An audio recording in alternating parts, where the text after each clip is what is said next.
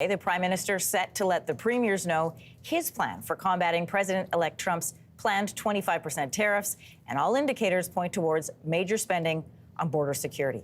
Justin Trudeau is going to meet with provincial and territorial premiers this afternoon. This is his first meeting with them since that trip to Mar-a-Lago and Trump's tweet this week about Canada being a 51st state.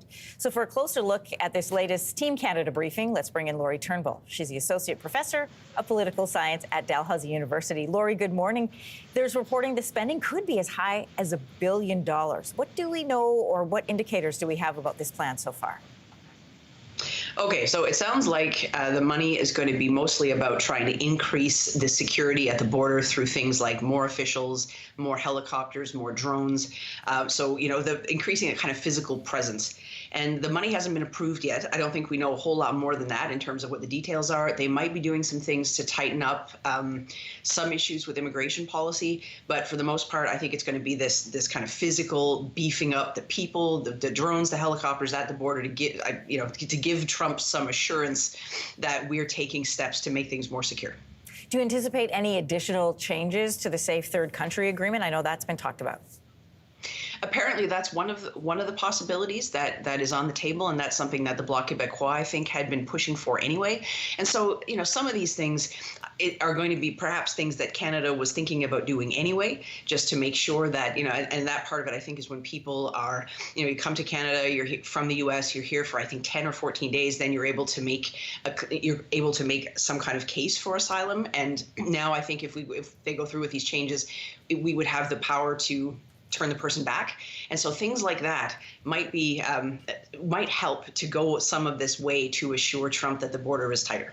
So, Laurie, we know, first of all, when the premiers all met for the first time, I mean, that was historic in a way, in that this typically doesn't happen where everybody's all in the same room chatting together about things like border security and in anticipation of this new administration. So what are you going to be watching for coming out of this meeting this afternoon?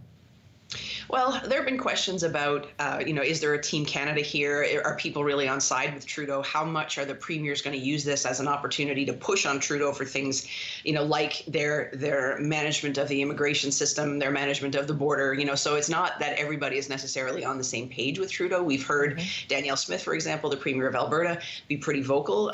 As soon as Trump started talking about the possibility for tariffs, she jumped right in to talk about how, you know, the Trudeau government hasn't managed these things well. And so we'll see, you know, what the premiers are saying at the outside of this meeting. Doug Ford has obviously been very vocal, but I think the issue is, like, is any of this going to make any difference? Is it possible that if we go through with these sorts of changes, Trump sees things being done on the border, is that going to be enough for him to say, okay, I'm not going to go through with these tariffs? There is no rational connection between enhanced border security and a 25% tariff on everything that comes from Canada.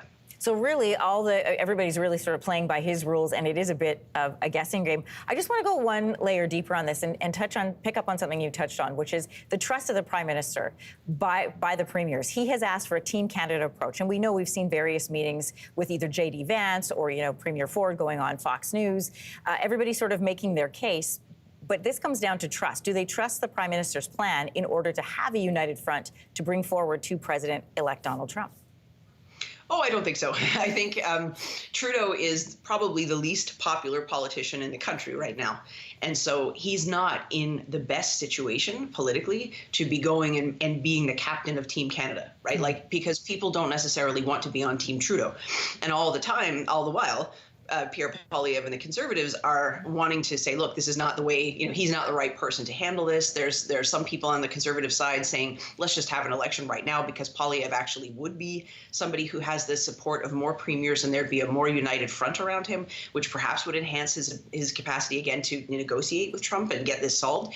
But again, like, I don't know if any of this is going to make any difference. Trump is talking about tariffs as, like he says, a beautiful word, and this is going to make us rich. So if this is his plan as a revenue stream, then, you know, and these 25% tariffs are something that he's going to try to use to manage the affordability crisis in the U.S. and smooth over the other things that are wrong with the American economy.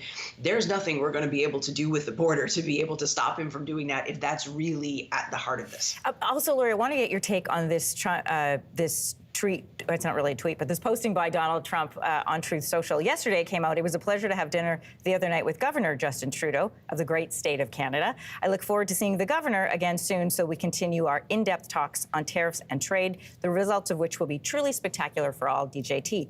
So, you know, we heard this joke, apparently, that came out after the Mar-a-Lago dinner, and now we're seeing some more trolling. What do you make of this? So, I mean, this is highly unusual. Obviously, this would be really shocking if it were anybody other than Trump.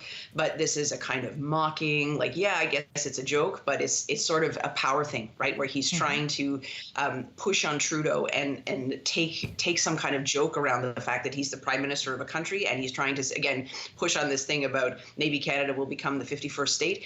This is him, I think, being himself and trying to create this strange part of the conversation that's not based on reality. And I think it really is part of this. He's trying to puff himself up as this savior who is going to come and change, you know, the financial situation for Americans. He's going to come and solve the affordability crisis. And this is part of his hero complex, I think, where he's just kind of trying to put himself in a powerful position. And he's trying to do this at the expense of Justin Trudeau. All right, well, we'll wait and see what comes out of this meeting this afternoon with the Premiers. Laurie Turnbull, Associate Professor of Political Science at Dalhousie. Thanks for your time this morning. Thank you, too. Take care. If you liked that video, make sure to subscribe to the Your Morning YouTube feed, where you can find all kinds of new content posted every weekday morning.